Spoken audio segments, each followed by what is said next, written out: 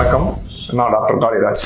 இன்னைக்கு நம்ம எதை பத்தி பேச போறோம் அப்படின்னா பித்தப்பை கற்கள். ஸோ பேஷண்ட்ஸ் யூஸ்வலா கேட்கறது என்னன்னா, எனக்கு பித்தப்பை கல் வந்துச்சுன்னா என்னென்ன சிம்டம்ஸ் சார் வரும்? ஸோ சிம்டம் வைஸ் பாத்தீங்கன்னா வயிறு வலி ஏற்படலாம். அதாவது உங்களுடைய விலா எலும்புக்கு கீழே வலது கை பக்கம் பித்தப்பை இருக்கு, சோ அங்க வலி ஏற்படலாம். இன்னொன்னு பாத்தீங்கன்னா என்ன சாப்பிட்டாலும் மேல வருது, டிஸ்பெப்சியா, சோ அந்த பிரச்சனை ஏற்படலாம். சில வேளைகள்ல நெஞ்சு எரிச்சல் ஏற்படுறதுக்கும் வாய்ப்புகள் இருக்கு. சோ இதெல்லாம் இருந்ததுன்னா பித்தப்பை கற்கள் இருக்கிறதுக்கு வாய்ப்பு இருக்கு. இது கண்டிப்பா ஆபரேஷன் பண்ணணுமா அப்படின்னு சொல்லி ரொம்ப பதட்டமா வர்றான். பட் அப்படி கண்டிப்பா எல்லாத்துக்குமே ஆபரேஷன் தேவைப்படாது. அதோடைய சைஸ், அதாவது அதோடைய அளவு எவ்வளவு இருக்கு, பிளஸ் அது எவ்வளவு அறிகுறிகள் ஏற்படுத்துது, அதை பொறுத்துதான் இது மருந்து மாத்திரைகள் கொடுக்கணுமா இல்ல அறுவை சிகிச்சை செய்யணுமா அப்படின்னு சொல்லி நம்ம முடிவு பண்ண முடியும்.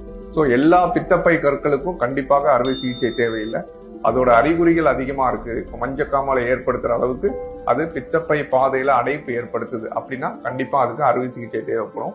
அறுவை சிகிச்சையுமே ரொம்ப பெரிய ஸ்காரோ இல்ல வயிற்றை கிழிச்சு பண்ணணுமா சார்னா அப்படி கிடையாது.